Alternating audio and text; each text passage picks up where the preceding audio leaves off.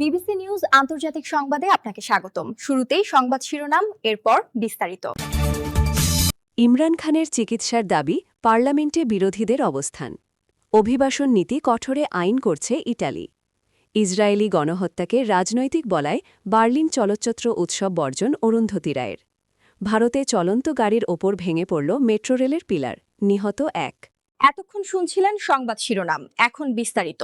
আপনি যদি মুসলিমদের পাশে থাকতে চান তাহলে ভিডিওতে লাইক করে চ্যানেলটি অবশ্যই সাবস্ক্রাইব করে দিবেন এবং কমেন্টে জানিয়ে দিবেন আপনার মূল্যবান মতামত। এখন বিস্তারিত। ইমরান খানের চিকিৎসার দাবি, পার্লামেন্টে বিরোধীদের অবস্থান। পাকিস্তানের রাওয়ালপিন্ডির আদিয়ালা কারাগারে থাকা সাবেক প্রধানমন্ত্রী এবং পিটিআই দলের নেতা ইমরান খানের যথাযথ চিকিৎসার দাবিতে বিরোধী দলগুলো ইসলামাবাদের পার্লামেন্ট হাউসে দ্বিতীয় দিনের মতো অবস্থান কর্মসূচি পালন করছে। এই কর্মসূচিতে পিটিআই ও টিটিএপি অংশ নিচ্ছে, খবর জানিয়েছে ডন। বিরোধীরা অভিযোগ করেছেন, ইমরান খানের ডান চোখে দৃষ্টিশক্তি মাত্র ১৫% কার্যকর, যা সুপ্রিম কোর্টে উপস্থাপন করার পরে তাকে দ্রুত হাসপাতালে, বিশেষ করে শিফা ইন্টারন্যাশনাল হাসপাতালে স্থানান্তরের দাবি জোরালো হয়। বিক্ষোভে নেতৃত্ব দিচ্ছেন টিটিএপি চেয়ারম্যান মেহমুদ খান আচাকজাই, আর পিটিআইয়ের নেতা ব্যারিস্টার গহর আলী খান সহ দলের শীর্ষ নেতারাও অংশগ্রহণ করছেন। পিটিআই অভিযোগ করেছে, পার্লামেন্ট হাউস ও কেপি হাউসকে কারাগারের মতো পরিণত করা হয়েছে এবং পুলিশ ভিতরে খাবার বা নাস্তা প্রবেশের অনুমতি দেয়নি। অভিবাসন নীতি কঠোরে আইন করছে ইটালি। নতুন খসড়া আইন অনুমোদন করেছে ইটালির ডানপন্থী সরকার, যা অভিবাসন নীতি আরও কঠোর করবে। এই আইনের মাধ্যমে ভূমধ্যসাগরে অভিবাসী জাহাজ আটকানো এবং নির্দিষ্ট শর্তে তাদের জলসীমায় প্রবেশ রোধ করার সুযোগ থাকবে।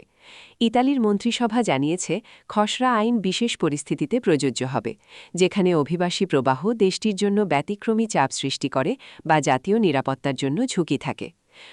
ভূমধ্যসাগরীয় রুটে বছরের পর বছর ধরে আগমনের ফলে ইতালি সবচেয়ে বেশি চাপের মধ্যে থাকে, তাই দেশটি সমুদ্রপথে অভিবাসন নিয়ন্ত্রণে আরও কড়া পদক্ষেপ নিতে চলেছে। আইনটি সংসদের উভয় কক্ষে অনুমোদিত হলে কার্যকর হবে। নতুন আইন কার্যকর হলে অভিবাসীদের ইতালিতে প্রবেশের আগে আলবেনিয়ার কেন্দ্রগুলোতে আশ্রয় প্রক্রিয়ার সরকারি ব্যবস্থা পুনরায় চালু হতে পারে। একই সঙ্গে ইতালির জলসীমায় প্রবেশে বাধা দেওয়া অভিবাসী জাহাজগুলিকে অন্যান্য দেশগুলিতে স্থানান্তর করার সুযোগও সেই দেশের চুক্তি থাকে। আইনের অধীনে সীমান্তে কঠোর নজরদারি এবং ইউরোপীয় সংস্থাগুলোর সঙ্গে সহযোগিতা বাড়ানো হবে। যারা নিয়ম ভঙ্গ করবে তাদের সর্বোচ্চ ৫০,০০০ ইউরো জরিমানা বা নৌকা বাজেয়াপ্ত করা হতে পারে। নৌ অবরোধ ৩০ দিন পর্যন্ত প্রাথমিকভাবে আরোপ করা যাবে এবং সর্বোচ্চ ৬ মাস পর্যন্ত বাড়ানো যেতে পারে। এই পদক্ষেপ মূলত দাতব্য সংস্থার উদ্ধারকারী জাহাজগুলোকে লক্ষ্য করে নেওয়া হয়েছে। সংক্ষেপে, নতুন আইন ইটালি কর্তৃপক্ষকে অভিবাসন নিয়ন্ত্রণে আরও শক্তিশালী হাতিয়ার দিচ্ছে, বিশেষ করে যখন এটি দেশীয় নিরাপত্তা ও সীমান্ত নিয়ন্ত্রণের জন্য প্রয়োজনীয় মনে হবে। ইসরায়েলি গণহত্যাকে রাজনৈতিক বলায় বার্লিন চলচ্চিত্র উৎসব বর্জন অরুন্ধতী রায়ের। প্রখ্যাত ভারতীয় লেখক অরুন্ধতী রায় বার্লিন আন্তর্জাতিক চলচ্চিত্র উৎসব থেকে নিজেকে প্রত্যাহার করে নেওয়ার ঘোষণা দিয়েছেন। গাজায় ইসরায়েলের গণহত্যামূলক যুদ্ধ সম্পর্কে উৎসবের জুরি, বিচারক মণ্ডলী সদস্যদের দেওয়া বিবেকহীন বক্তব্যের প্রতিবাদে তিনি এ সিদ্ধান্ত নিয়েছেন। খবর আল জাজিরার। ভারতের সংবাদমাধ্যম দ্য ওয়ায়ারে অরুন্ধতী রায় লিখেছেন, বার্লিনাল জুরির চেয়ারম্যান প্রখ্যাত পরিচালক উইম ওয়েন্ডার্স সহ অন্য সদস্যদের সাম্প্রতিক মন্তব্য তাকে স্তম্ভিত করেছে, যেখানে তারা বলেছিলেন শিল্প রাজনৈতিক হওয়া উচিত নয়। দ্য গড অফ স্মল থিংসের লেখক অরুন্ধতী রায় লিখেছেন, একটি মানবতা বিরোধী অপরাধ যখন আমাদের চোখের সামনে ঘটছে, তখন এ ধরনের কথা বলে সেই বিষয়ে আলোচনা বন্ধ করে দেওয়ার চেষ্টা করা হচ্ছে।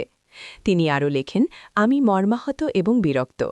তিনি মনে করেন গাজা যুদ্ধ বন্ধ করতে শিল্পী, লেখক এবং চলচ্চিত্র নির্মাতাদের তাদের ক্ষমতার মধ্যে থাকা সবকিছু করা উচিত। তিনি স্পষ্ট করে বলেন, আমাকে এটি পরিষ্কারভাবে বলতে দিন, গাজায় যা ঘটেছে এবং যা ঘটছে তা হল ইসরায়েল কর্তৃক ফিলিস্তিনি জনগণের ওপর চালানো একটি গণহত্যা। তিনি আরও বলেন, এই যুদ্ধে যুক্তরাষ্ট্র ও জার্মানি সরকারের পাশাপাশি ইউরোপের আরও কয়েকটি দেশ সমর্থন ও অর্থায়ন করছে, যা তাদেরও এই অপরাধে সহযোগী করে তুলেছে। গত বৃহস্পতিবার উৎসবের উদ্বোধনী প্যানেলে এক সাংবাদিক জুরি সদস্যদের কাছে গাজায় গণহত্যার বিষয়ে জার্মানি সরকারের সমর্থন এবং মানবাধিকার ইস্যুতে নির্বাচিত আচরণের তথা পক্ষপাতপূর্ণ আচরণ বিষয়ে তাদের। ভারতে চলন্ত গাড়ির ওপর ভেঙে পড়ল মেট্রো রেলের পিলার, নিহত ১। ভারতের মুম্বাইয়ের চলন্ত গাড়ির ওপর ভেঙে পড়েছেন মেট্রো রেলের একটি নির্মাণাধীন পিলার। নগরীর মুলুন্ড এলাকায় শনিবার ১৪ ফেব্রুয়ারি দুপুর 12:30টার দিকে পিলারের ভারী কংক্রিটের অংশ হঠাৎ খসে নিচের ব্যস্ত রাস্তার ওপর পড়ে। এতে একজন নিহত এবং আরও ৩ জন গুরুতর আহত হয়েছেন, খবর টাইমস অফ ইন্ডিয়ার। প্রত্যক্ষদর্শীরা জানান পিলারটি ভেঙে ২টি গাড়ির ওপর পড়ে। এর মধ্যে কংক্রিটের ওজনের নিচে চাপা পড়ে পিষ্ট হয় একটি অটোরিকশা। অপর গাড়িটি প্রাইভেট কার। তবে গাড়িটির সামনের অংশ ক্ষতিগ্রস্ত হলেও কোনো যাত্রীর প্রাণ যায়নি। ঘটনার পরপরই স্থানীয় বাসিন্দারা প্রাণহানি এড়াতে দ্রুত উদ্ধার কাজে ঝাঁপিয়ে পড়েন এবং ভেতর থেকে রক্তাক্ত যাত্রীদের বের করে আনার চেষ্টা করেন। ঘটনাস্থল থেকে পাওয়া ভিডিও ফুটেজে দেখা গেছে ধ্বংসস্তূপের নিচ থেকে এক ব্যক্তি বেরোনোর জন্য প্রাণপণ চেষ্টা করছিলেন এবং তাকে স্থানীয়রা সাহায্য করছেন। অটোরিকশাটির পাশেই থাকা একটি ব্যক্তিগত গাড়ির সামনের অংশটিও ওপর থেকে পড়া সিমেন্টের স্তূপের আঘাতে পুরোপুরি চ্যাপ্টা হয়ে গেছে। মুম্বাই মেট্রো রেল কর্তৃপক্ষ এক বিবৃতিতে জানায়, মুলুন্ড ফায়ার স্টেশনের কাছে মেট্রো লাইনের নির্মাণাধীন ১৯ নম্বর পিলারের একটি অংশ হঠাৎ নিচের রাস্তায় খসে পড়ে।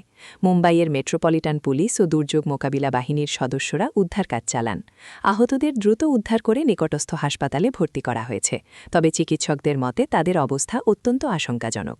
নির্মাণাধীন পিলারের সুরক্ষা ব্যবস্থায় কোনো গাফিলতি ছিল কিনা তা খতিয়ে দেখতে ইতোমধ্যে উচ্চ পর্যায়ের তদন্ত শুরু হয়েছে।